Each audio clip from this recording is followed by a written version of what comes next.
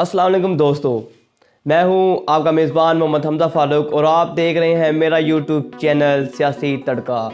जी, मैं इस YouTube channel के ज़रिए आपको देने वाला हूं बहुत ही उम्दा किस्म की नॉलेज। आज हम बात करने जा रहे हैं पाकिस्तान के GF-70 थंडर और इंडिया के राफेल तैयारे के हवाले से।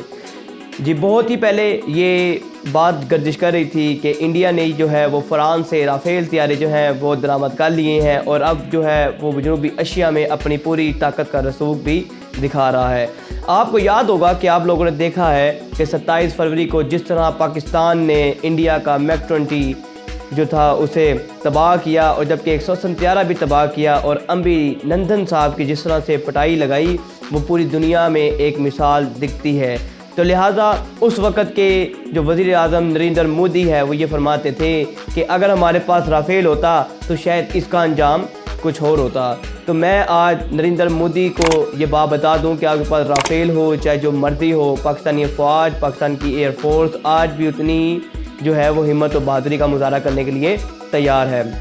लिहाजा मेरा आज वीडियो बनाने का मकसद ये है कि मैं आपको बता सकूँ कि राफेल और 17 थंडर जो पाकिस्तान का F-17 थंडर है इनमें क्या खसूसियात हैं और इनमें क्या फैक्ट्स हैं।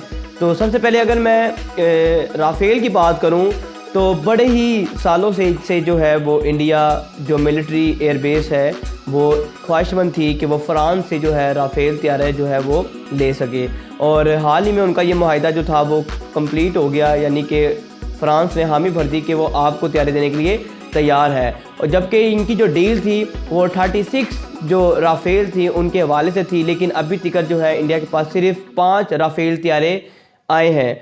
लिहाजा अगर राफेल की बात करूं तो राफेल की मैं बुराई बिल्कुल नहीं करने वाला क्योंकि Rafale is not bad choice. Rafale जो है वो एक बहुत ही बेहतरीन तैयारा है। तैयारे के लिहाज से आप कह सकते हैं कि ये 4th जनरेशन का तैयारा है, यानी कि अच्छी कमांड है, अच्छा रडार सिस्टम है, अच्छा उसमें जो है काफ़ी तादाद में जो है मिसाइल ले जाने की कैपेसिटी है और जबकि इसका जो बॉडी स्ट्रक्चर है वो भी काफ़ी उम्दा है।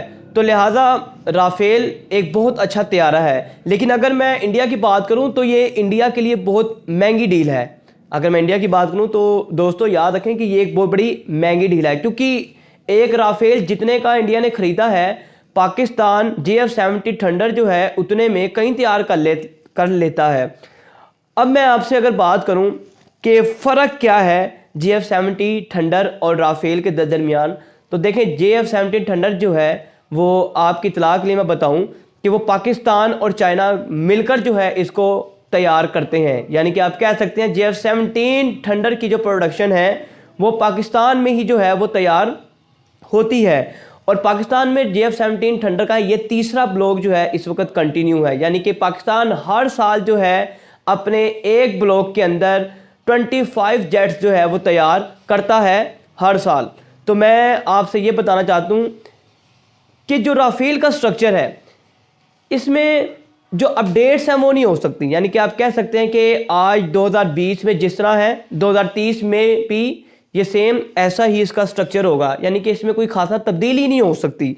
लेकिन अगर मैं GF-17 थंडर की बात करूं तो पाकिस्तान का GF-70 थंडर जो है इसमें वक़्त की नज़ाकत और हालात और खित्ते की ज़रूरत के पेश नज़र रखते हुए इसमें काफ़ी तब्दीलियां हो सकती हैं। और पाकिस्तान कितने जहाज़ एक साल में इसकी प्रोडक्शन करता है, तो पाकिस्तान अपने एक ब्लॉक के अंदर 25 जेट्स जो हैं वो तैयार कर लिया करता है। और दूसरा जेट की खसूसियत ये है कि एक ये अच्छा राउंड ले लेता है, कोई किसकी जो है वो सलाहियतें हैं और दूसरा मिसाइल लॉन्चर भी इसका बहुत अच्छा है, दूसरा इसका रडार सिस्टम सबसे बेहतरीन है। तो कहीं ना कहीं हम ये देखते हैं कि जो राफेल है वो एक बड़ी महंगी डील है क्योंकि सबसे बड़ा नुकसान उसका ये है कि वो अपडेट नहीं हो सकता। मैंने आपको पहले भी बताया कि जिस तरह वो आज है वो आज से 10 साल बाद भी इस तरह ही रहेगा, यानी अपडेट नहीं हो सकता। याद रखें, आपको एक और बात बताता चलूँ कि इस वक्त इंडिया के पास सबसे ज़्यादा जहाज़, यानी कि कह सकते हैं कि इंडिया की एयरबेस में सबसे ज़्यादा जहाज़ हैं, यानी कि उनके पास क्वांटिटी बहुत ज़्यादा है जहाज़ों की, और पाकिस्तान के पास जो है इंडिया के मुकाबले ज़रा कम क्वांटिटी है।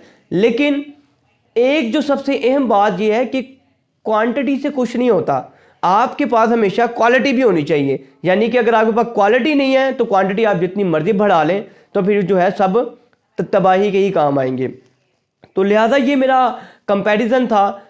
उसके बाद अब पाकिस्तान की जो मौजूदा डील है वो लेबनान के कतर और बहुत से ममालिक को भी जो है वो पाकिस्तान अब अपना JF-70 थंडर जो है वो एक्सपोर्ट कर रहा है। और आपके लिए एक और मज़े की बात ये है कि 27 फरवरी को जो MiG-21 और जो 108 तैयारा पाकिस्तान आर्मी ने जिस तैयारे से गिराया वो हमारा JF-17 थंडर ही है।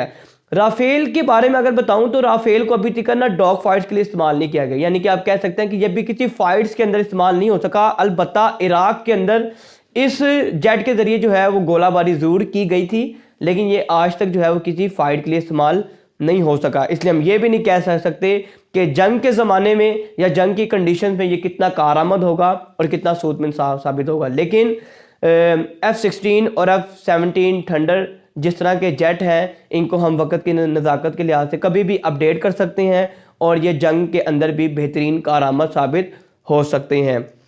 तो लिहाजा मेरा मोदी सरकार साहब से यही एक पैगाम था कि राफेल हो या राफाल हो, क्योंकि ये जो राफेल का वर्ड है ये दो तरीक़ों से प्रोनाउंस होता है। कुछ लोग इसको राफेल भी बोलते हैं और कुछ लोग इसको राफाल भी बोलते हैं। तो लिहाजा मेरा मोदी साहब से यही पैगाम है कि आप चाहे राफेल ख़रीदें चाहे उड़न तश्तरी ख़रीद लें, जो मर्ज़ी ख़रीद लें, पाकिस्तानी अफवाज पाकिस्तानी एयरबेस हमेशा जो है वो आपके जवाबदेही देने के लिए जो है वो सामने होता है। अभी हमने अभिनंदन को क्या छोड़ दिया था, आप लोगों ने जो है उसको अपना हीरो बना लिया, उसको अपना जो है वो अपना लीडर तस्लीम करते गए। याद है कि हमने अभिनंदन को छोड़ने के पीछे एक बड़ी हमारी एक पॉलिसी थी, हमने आपको अमन का पैगाम दिया है कि पाकिस्तान जो है अमन और खुशहाली चाहता है। तो आपने जिस तरह पूरी दुनिया को प्रेजेंट किया है, एक तो आपका थक्कड़ मीडिया और आपका ये दोगला मीडिया जो आप लोगों को गुमराह करके बैठा हुआ है और जो आप लोगों को जो है वो आप लोगों के लिए वबाल बना हुआ है और आपके लिए जो है वो गलत गलत खबरें फैलाता है। सबसे बड़ा तो फितना ही आपका मीडिया है जो आपको असल बातों से आपको आगाह नहीं करता। क्यों आगाह नहीं करता? क्यों? आपकी शर्मिंदगी हो जाती है, आपकी आंखों में से जो है ना वो शर्मिंदगी आ जाती है, फिर आप रोने लग जाते हैं छुप छुप के। आपके अफवाज की कुछ बातें बताऊं तो आपके अफवाज के कुछ लोग जो हैं वो दाल रोटी खा खा के बस अल्लाह को प्यारे होने की बातें करते होते हैं। तो लिहाजा जो है पाकिस्तान को राफेल ख़रीद लें या जो मर्जी प्लान खरीद लें, ये कहने का आपको कोई मजाज नहीं है कि राफेल होता तो कुछ और होता। नहीं, राफेल होता तो क्या होता, नहीं तो क्या होता। तो लिहाजा इससे कुछ भी नहीं होगा।